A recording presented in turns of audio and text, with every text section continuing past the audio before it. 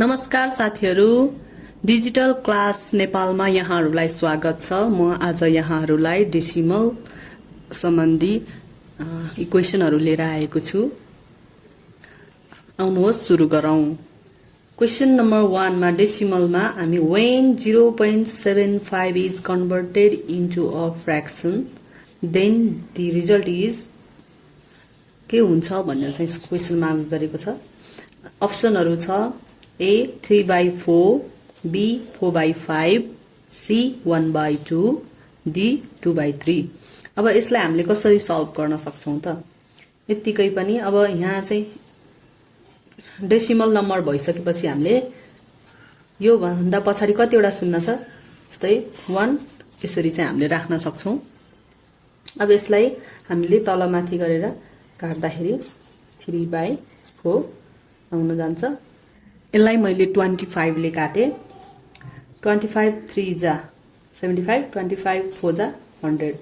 त्यसैले यसको सही आन्सर चाहिँ यो हुन जान्छ। Question number 2 when 1/2 is converted into decimal then the result is question mark। के हुन्छ रिजल्ट? यसको अप्सन छ A 3/4, B 0.25, C 1/2, D 0.5। which answer is right? अब यसमा चाहिँ के गर्नुपर्छ भन्दा 1/2 भनेको 2 ले 1 लाई डिवाइड गर्ने नै हो डाइरेक्टली। जस्तै मैले यसरी सिम्पल तरिकाले गर्छु। 2 5 जा 2 0 को 0 1 छ यहाँ। अब अनि बल्ल 0 थपेर यहाँ 0 थप्न पाइन्छ। 0 दशमलव थपेर अनि 2 5 जा 1 0 10 गर्दाखेरि चाहिँ कति भयो त? यसको करेक्ट आन्सर इज 0.5। अब क्वेशन नम्बर 3 मा चाहिँ के भनेको छ भन्दा choose the correct answer from the option. यो अप्सनबाट चाहिँ यसको इक्वेसन चाहिँ के भन्दा 0.345 प्लस 0.378 को एडिसन कति हुन्छ पत्ता लगाउनुहोस् भनेछ। अप्सन नम्बर ए मा छ 0.725, अप्सन नम्बर बी मा छ 0.625, अप्सन नम्बर सी मा 0.723 एन्ड अप्सन नम्बर डी 0.623। अब मैले यसलाई एड गर्छु।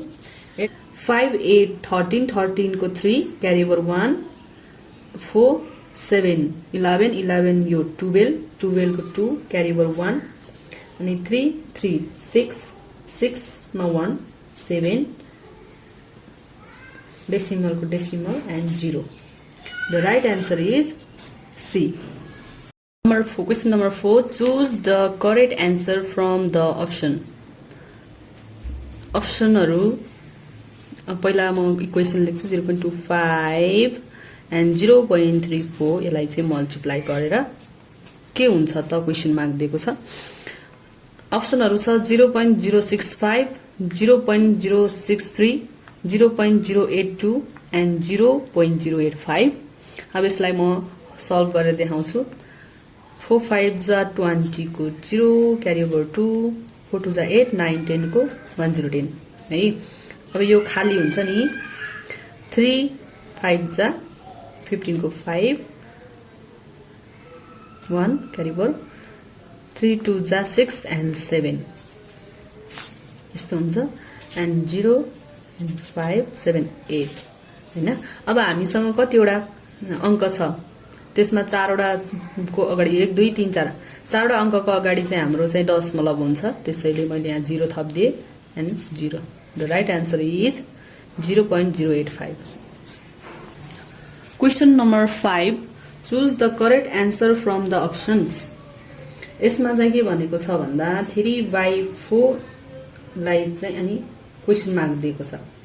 तलको मध्ये कुन चाहिँ करेक्ट आन्सर हुन्छ भनेर है। यो 4 लाई चाहिँ हामीले कुन कति भने कि 10 बनाउनु पर्यो, 100 बनाउनु कि 25 कि 25 बनाउनु पर्यो। यो अप्सनहरुमा चाहिँ 50/10, 75/100, 75/25, 15/25 छ। यो अप्सनहरुमध्ये कुनलाई चाहिँ यिनीहरु दुईटालाई चाहिँ यो तलमाथि नै मल्टिप्लाई हुन्छ। यो तलकोलाई गरेपछि यो 4 लाई चाहिँ हामीले कि 10 कि 100 कि 25 बनाउनु पर्यो। अब 4 लाई 25 बनाउन सकिन्छ सकिदैन, 10 बनाउन सकिन्छ सकिदैन। त्यसैले अब म 100 बनाउन कोसिस गर्छु। यसलाई अब कतिले त हैन 25 ले गर्दा चाहिँ 100 हुन्छ। यसको चाहिँ तलमाथि नै एउटै अंकले चाहिँ मल्टिप्लाई हुन्छ। त्यसैले इक्वल